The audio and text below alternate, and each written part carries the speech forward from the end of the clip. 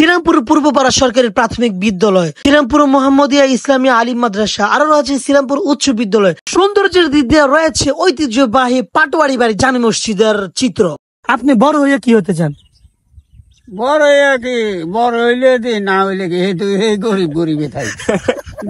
ভাই শ্রীরামপুরের এই জায়গার ভিউ ভাই আমার তো মাথায় নষ্ট। এত সুন্দর প্রাকৃতিক ভাই, মানে সবুজ শ্যামলা, দুই ধারে ধান গাছের মাঝখান দিয়ে আপনার মানে আঁকা বাঁকা মেটু পড়ছে, গ্রামের রাস্তাটা না এরকম সেম। আসসালামু আলাইকুম রহমতুল্লাহ, welcome to another brand new গ্রামীণ ব্লগ। আজকে চলে আসলাম পাক শ্রীরামপুরে অলিত গলিত যত কিছু আছে আজকের ভিডিওতে আমি উপস্থাপন করার চেষ্টা করব। বন্ধুগণ, প্রথমে চলে গেলাম বাজারে। এই বাজারে তো রয়েছে অনেক মানুষের অনেক নানান রকমের স্মৃতি, যা আপনারা অবশ্যই কমেন্ট করে আমাদেরকে বলা যাবেন। তো দৌড়াতে প্রথমেই চলে গেলাম আমাদের প্রাণপ্রিয় বিদ্যা ক্যাম্পাস, যেখানে আমার 2015 এবং 16 পড়াশোনা হয়েছিল এই মাদ্রাসায়। সেটি হচ্ছে শ্রীরামপুর ইসলামিয়া আহমদিয়া কামিল মাদ্রাসা। তো সেখানে যেতে না যেতে আমার এক প্রাণপ্রিয় বড় ভাইয়ের সাথে দেখা। তো শ্রীরামপুর আসতে না আসতে প্রথমে দেখা গেল আমার ভালোবাসার বড় ভাই টিকু ভাইয়ের সাথে। তো 2015 সালে যখন আমি এই মাদ্রাসায় পড়াশোনা করেছিলাম, আমার টিকু ভাইকে যেমন দেখলাম ভাই, পুরা সেম, কোনো অভিজ্ঞতা কোনো চেঞ্জ নেই ভাইয়ের ভিতরে। তাহলে আমি দূর থেকে এক দেখাতে ভাইকে চিনে ফেলছি।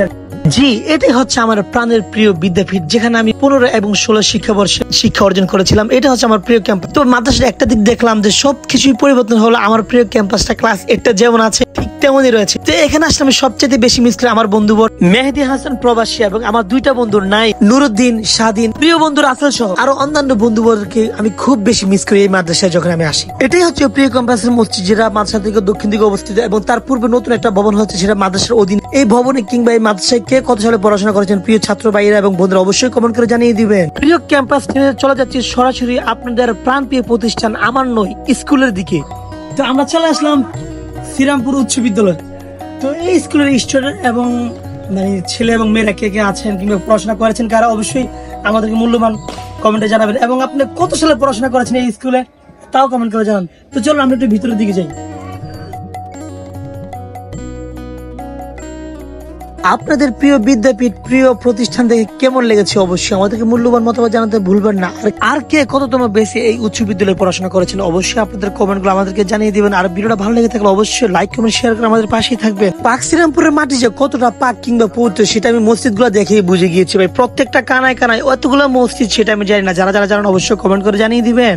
নিজের জীবনকে বাজি রেখে কতটা রিস্ক নিয়ে আপনাদের জন্য ভিডিওগুলো করলাম প্রিয় শ্রীরামপুর বাসীরা। দেখবা আজকে আপনারা এই ভিডিওটা কতটা শেয়ার করেন এবং কতটুকু ভালোবাসেন আপনাদের প্রিয় গ্রামকে। আমি এখন যে বৃষ্টির উপরে রয়েছে, আসলে তার চারিপাশটি এতটা সুন্দর যা আপনাকে বলে বুঝতে পারবো না। কিন্তু যারা শ্রীরামপুর বাসী আছে অবশ্যই তারা তো দেখবেন কিংবা দেখছেন। আর এই চায়ের টং দোকানে কে কে বসে আড্ডা দিচ্ছেন অবশ্যই কমেন্ট করবেন। ওরে ভাই শ্রীরামপুরের এই জায়গার ভিউ ভাই আমার তো মাথায় নষ্ট। এত সুন্দর প্রাকৃতিক ভাই, মানে সবুজ শ্যামলা, দুই ধারে ধান গাছের মাঝখান দিয়ে আপনার মানে আঁকা বাঁকা মেটু পড়ছে, গ্রামের রাস্তাটা না এরকম সেম।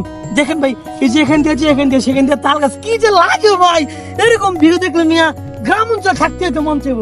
দেখুন কৃষক তার মাঠে ধান চাষ করে, ধান সে তার কাছে ব্যস্ত, মানে ওই যে দেখেন আরেকজন মানে ধান। এই মুহূর্তে আমাদের দিকে ধান মৌসুম, তো এখন মানে ক্ষেত নিলে যেটা বলে ক্ষেত নিলে ধানের আগাছা পরিষ্কার করে বা ধান গাছ পরিষ্কার করার জন্য কৃষকরা তাদের কাছে মগ্ন। আর এদিকে আমরা গ্রামের ফিল এক কথায় ভাই সেই। তো অবশ্যই ভাই শ্রীরামপুরের পাক শ্রীরামপুরে যারা আছেন অবশ্যই আমাদের কমেন্ট করবেন এবং মূল্যবান মতামত পেশ করবেন যে কেমন হয়েছে আজকের ভিডিওটা।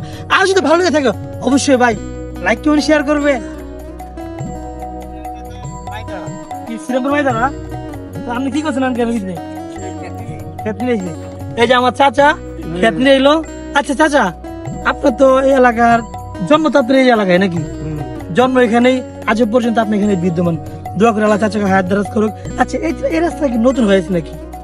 না, এটা পাকিস্তান আমলের সময় আমার রাস্তা পাই। এটা কামার রাস্তা ওটা রে পাকিস্তান আমল থেকে এই রাস্তা হয়েছে? পাকিস্তান আমলের থেকে। তাই নাকি? এদিকে মানুষ ঘুরতে ফিরতে আসে না? কি আই না আমি একটু অরে না দেখুন মানুষ আয় কি হয় আয় তো এরই থাকে কোন আয় নি এইবারই আসলে গ্রামের চাচা, মানে তাদের কথা আমার কাছে খুব ভালো লাগে। আচ্ছা 4 বছর বাঁচি এটা। আমার কাকার বাড়ি কোন ছিল? আর বা নিজের বাড়ি হলে মাইজারা স্কুলের। হ্যাঁ খুবই। ও আচ্ছা আচ্ছা, মানে আপনাদের এদিকে কি 3 খন হয় নাকি 2 খন? 3 খন হয়, মানে আউশ বসে স্ক্রিপ্ট নাকি? আচ্ছা, তো চাচার মুখ থেকে জানলেন সোনালী দেশের সোনার ফসলের সোনার মানুষের দেখতে চেয়েছেন আপনারা, তারাই হচ্ছে মানুষ যাদের কারণে আমরা দুমুঠো ভাত শান্তিতে খেতে পারি। তো তাদের জন্য দোয়া এবং ভালোবাসা সবসময় থাকবে এবং তাদের অক্লান্ত পরিশ্রম যেন বৃথা না যায়। অবশ্যই যারা গ্রামের ভিডিও গুলো ভালো লাগে অবশ্যই শেয়ার করবেন ভাই। এইটুকু একটা কথা কই, ক্যান্সার স্যার। আচ্ছা আল্লাহর মধ্যে আপনার ভবিষ্যৎ পরিকল্পনা কি? আপনার ভবিষ্যতে আপনি কি করতে চান? মানে কি করতে চান? এগুলা করে খাইতে চান? আপনি বড় হয়ে কি হতে চান? বড় হইয়া কি, বড় হইলে দি, না হইলে কি এই গরিব গরিবে থাকি, ধনী কোনো সময় হইতে পারতাম না। তো ভিডিও করতে করতে আমরা শ্রীরামপুরের প্রায় শেষ প্রান্তে চলে আসছি। ইভেন আমাদের ভিডিও শেষ হতে চলছে। এটা হচ্ছে শ্রীরামপুরের শেষ প্রান্ত, এরপর হচ্ছে আপনার নওগাঁ গ্রাম। মেবি এই অঞ্চলের মধ্যে এই জায়গাটা খুবই সুন্দর, আমার কাছে খুবই পছন্দের একটা জায়গা। আপনার চারিদিকে মাছের ফিশারি এবং রাখালিরা তাদের গরু চড়াচ্ছে এদিক সেদিকে। পাক শ্রীরামপুরের প্রিয় ভাই এবং বোনেরা, কেমন লেগেছে আপনাদের গ্রামের ভিডিও অবশ্যই আমাদের কমেন্ট করে জানাবেন এবং নেক্সট ভিডিও কোন গ্রাম নিয়ে করবো সেটাও আমাদেরকে কমেন্ট করে জানিয়ে দিবেন। তো আজকের জন্য এখানেই বিদায়, দেখা হবে অন্য কোনো ভিডিওতে কিংবা অন্য কোনো ব্লগে। আল্লাহ হাফেজ।